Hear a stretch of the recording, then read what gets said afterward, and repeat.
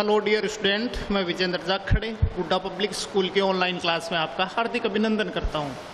अपन पढ़ रहे थे इतिहास में से अंग्रेजी साम्राज्य का प्रतिकार एवं संघर्ष कि ईस्ट इंडिया कंपनी भारत में व्यापार करने के लिए आती है, किस प्रकार वो अपनी राजनीतिक पकड़ बनाती है और राजनीतिक पकड़ के बाद में वो बंगाल को विजित करके, मराठाओं को पराजित करके, मैसूर के शासकों को हरा करके और सिख समुदाय को हरा करके, कहने का मतलब ये है कि लगभग संपूर्ण भारत पर उन्होंने अपना साम्राज्य स्थापित करने के बाद में दिल्ली तक वो पहुंचते हैं। ऐसी स्थिति में 100 वर्ष का समय लग जाता है। 1757 ईस्वी में ईस्ट इंडिया कंपनी ने प्लासी का युद्ध किया था। प्लासी के युद्ध के 100 वर्ष पश्चात तक वे लगभग संपूर्ण भारत में अपना साम्राज्य स्थापित कर लेते हैं। ऐसी स्थिति में भारतीय लोगों में विरोध की जो लहर पनपती है वो लगभग 100 वर्ष बाद में एकजुट होकर के सामने आती है। इस अंग्रेजी साम्राज्य का बहिष्कार किया जाता है, अंग्रेजी साम्राज्य का विरोध किया जाता है, प्रतिकार किया जाता है। वो प्रतिकार उभरता है 1857 की क्रांति से। ये भारत का पहला सशस्त्र विद्रोह था कि भारतीय लोगों ने इससे पहले देखो विरोध किया। सिराजुद्दौला ने विरोध किया, मीर जाफर को बैठा दिया, मीर जाफर ने विरोध किया, मीर कासिम को बैठा दिया। उसके बाद में नारायण देव को हरा करके रघुनाथ राव को बैठाने का प्रयास किया, मैसूर को हरा करके, टिप्पू सुल्तान को हरा करके, सिखों को हरा करके ये छुटपुट में इनका विरोध कर रहे थे। अब 1857 की क्रांति में लगभग भारत का समुदाय, हालांकि ब्रिटिश अधिकारियों और ब्रिटिश इतिहासकारों का ये मानना था कि ये एक नाम मात्र का सैनिक विद्रोह था। भारतीय लोगों ने अंग्रेज साम्राज्य का विरोध नहीं किया था, असंतुष्ट सैनिकों ने विरोध किया था। भारतीय विद्वानों का ये मानना है कि ये अंग्रेज सैनिकों से शुरू हुआ था और ये लगभग देखते देखते संपूर्ण भारत में ये विद्रोह फैल गया था। उस 1857 की क्रांति के अपन कारण पढ़ेंगे। 1857 की क्रांति के कारणों में अगर देखा जाए तो पहला कारण था, वो कारण था आर्थिक कारण। इकोनॉमी रीजन क्या था कि भारत में जो सिस्टम चल रहा था, भारतीय शासक जो भारतीय लोगों पर शासन कर रहे थे वो स्टेप बाय स्टेप थे कि शासक के नीचे जमींदार होते थे, भूस्वामी होते थे, वो किसानों से अनाज के उत्पादन के एवज में टैक्स वसूल करते थे और वो दरबार में पहुंचाते थे।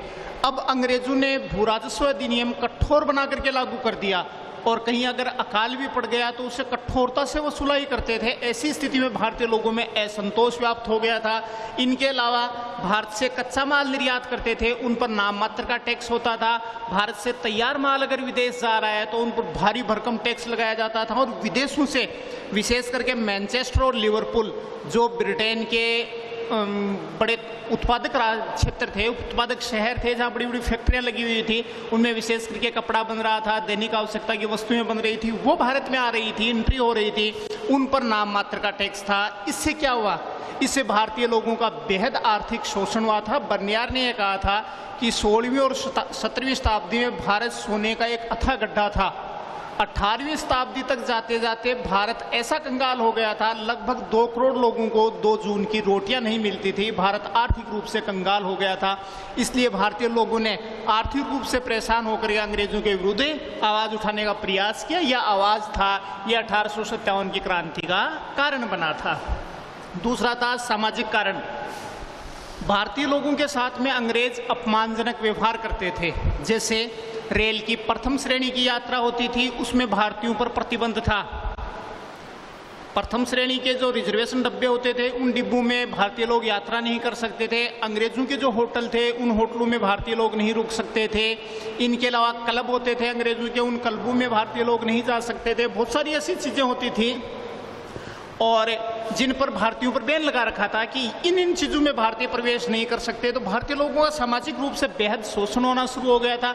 इनके अलावा भारत में जो शिक्षा नीति लागू की गई थी वो शिक्षा नीति लॉर्ड मैकाले द्वारा 1836-37 में लागू की गई थी। उससे अंग्रेजों का ये सोच था कि भारत में काले अंग्रेज तैयार कर लो कि जो भारतीय लोग इंग्लिश बोलेंगे, इंग्लिश कल्चर के संपर्क में आ जाएंगे तो वो विरोध नहीं करेंगे, कि ब्रिटिश साम्राज्य का विरोध नहीं करेंगे तो भारत में हम साम्राज्य करते रहेंगे। लेकिन ऐसा नहीं हुआ। भारतीय लोगों ने जब अंग्रेजी शिक्षा पद्धति को लागू किया तो उसको उन्होंने पढ़ा, और विदेशी साहित्यों को उन्होंने जब पढ़ा तो उनके बात में जब होश आया कि विदेशों में भी इसी प्रकार की परतंत्रता थी, इन्हीं के लोगों ने उनके विरुद्ध आवाज़ उठा करके वहाँ पर लोकतंत्र की स्थापना की है, क्यों ना हम इन विदेशियों को देश से बाहर निकालें। तो इस सामाजिक शोषण के कारण भी भारतीय लोग एकजुट हो जाते हैं। तीसरा कारण था धार्मिक कारण, कि भारत में हिंदुओं के कुछ अधिनियम थे, हिंदुओं के कानून थे, भारतीय समाज में कानून थे कि अगर किसी पिता के पुत्रों में एक पुत्र ने अगर धर्म परिवर्तन किया है, स्वतंत्रता थी धर्म परिवर्तन की, लेकिन जब धर्म परिवर्तन किया है तो उसको पिता की संपत्ति से वंचित कर दिया जाता था। ये भारत में नियम था। अंग्रेज जब भारत में आए तो न्यायालय अंग्रेजों के थे, उन्होंने अपने अकॉर्डिंग कानून बनाए। उन लॉ में क्या बनाया उन्होंने कि अगर एक भारतीय पिता की संतान अगर धर्म परिवर्तन करते हैं तो उसके पिता की संपत्ति में से भी उनको हिस्सा दिलवाया जाएगा। इससे भारतीय समाज को वे विखंडित करने लग गए थे।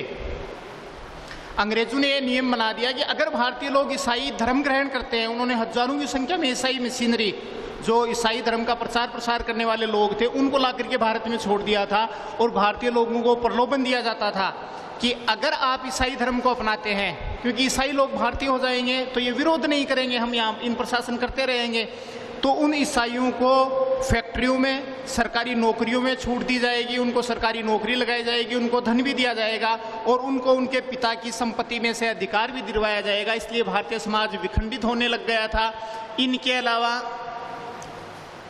धार्मिक यात्राओं पर उनके लिए धार्मिक रूप से धर्म परिवर्तन के रूप में ये कार्य किया तो बहुत सारे भारतीय लोग ईसाई बनने लग गए थे। इसलिए भारतीय समाज सुधारकों ने एकजुट होकर के भारत की जनता को संगठित किया और ब्रिटिश साम्राज्य का विरोध शुरू किया, और 1857 की क्रांति शुरू हुई थी।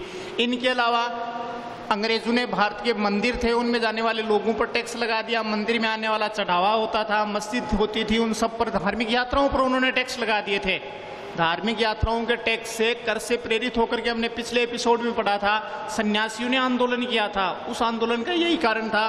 तो इन धार्मिक यात्राओं पर टैक्स लगने के लिए भारतीय लोगों ने अपने धार्मिक लोगों को संगठित किया और अंग्रेजों के विरुद्ध उन्होंने विरोध करने के लिए खड़ा किया। वो 1857 की क्रांति का तीसरा कारण बना था।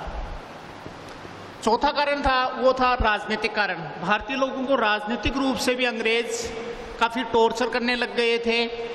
उन टॉर्चरी के अंदर क्या होता था कि लॉर्ड डलहौजी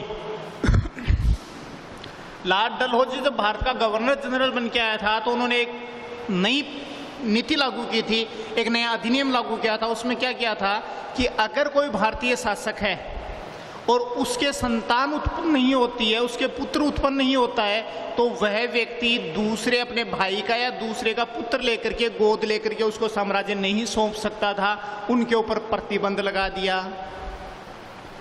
तो बहुत सारे राजाओं के पुत्र नहीं होते थे। ऐसी स्थिति में उनका साम्राज्य किस में मिल जाता था? ब्रिटिश साम्राज्य में स्वतः ही मिल जाता था। अंग्रेजों को युद्ध करने की जरूरत ही नहीं होती थी। हड़प नीति कि किसी भी शासक पर अंग्रेजों को यह अधिकार था, उस शासक पर वे कुशासन का, कि सही तरीके से शासन नहीं चल रहा है, इसका आरोप लगा करके और उनको, उसके साम्राज्य को हड़प लिया जाता था। इनके अलावा बहादुर शाह जफर, मुगल शासक, उसमें दिल्ली का शासक था बहादुर शाह जफर। बहादुर शाह जफर को अंग्रेजों ने भेंट देनी बंद कर दी। पहले ये नियम था कि बहादुर शाह जफर को अंग्रेजी साम्राज्य जो कमाई कर रहा है उसका कुछ हिस्सा उनको भेंट के रूप में दिया जाएगा।